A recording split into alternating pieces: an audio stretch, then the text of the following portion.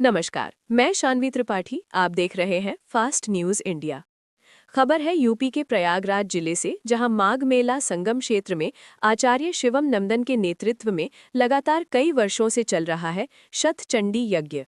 हर वर्ष लगने वाले माघ मेला एवं महाकुंभ में इस तरह का आयोजन आचार्य शिवम नंदन के द्वारा किया जाता है।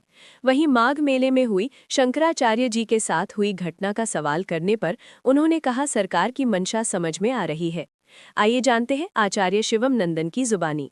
देखें यूपी सेंट्रल से मनोज सिंह की रिपोर्ट। माघ मेले में शतचंडी यज्ञ चला रहे हैं, क्या मतलब ये कब से चल रहा है आपका? मैडम, बहुत बढ़िया प्रश्न किया। मैं 2009 से माघ मेले में यज्ञ कर रहा हूँ। पहले शतचंडी होता था, उसके बाद सहस्त्रचंडी भी हुआ है। अब तो शतचंडी, महामृत्युंजय, नवचंडी, सहस्त्रचंडी। एक महीने यहाँ दीपक अखंड जलता है और 1, 2, 4, 10 यजमान का यज्ञ निरंतर चलता है। जी, तो आप एक लगातार ऐसे चलाते रहेंगे? बिल्कुल। यज्ञ हम क्या चलाएंगे, यज्ञ हम नहीं कर सकते।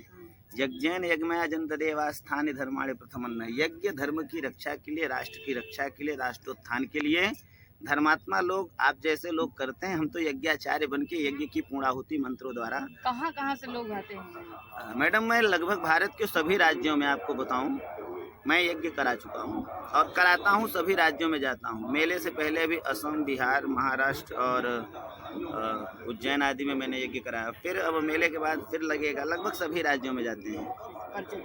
आचार्य शिवम नंदन त्रिपाठी, प्रयागराज। स्नान था, लेकिन शंकराचार्य जी ने स्नान नहीं किया और प्रशासन आ भी नहीं रही है। आप क्या कहेंगे इस पर? ये प्रयागराज की स्थिति के बारे में हम आपको क्या बताएं मैडम। योगी जी के मंशा जो है वह समझ में आ रही है। सरकार अपना सत्यानाश कराना चाहती है। योगी जी जिंदगी भर के लिए भारत की सत्ता से जाना चाहते हैं।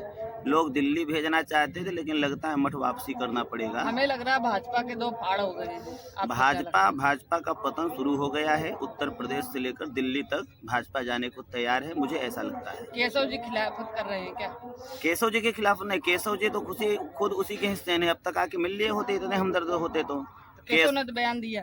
केशव के बयान का कोई स्तर नहीं है, न तो वजूद है। भारतीय जनता पार्टी विनाश की ओर अग्रसर है।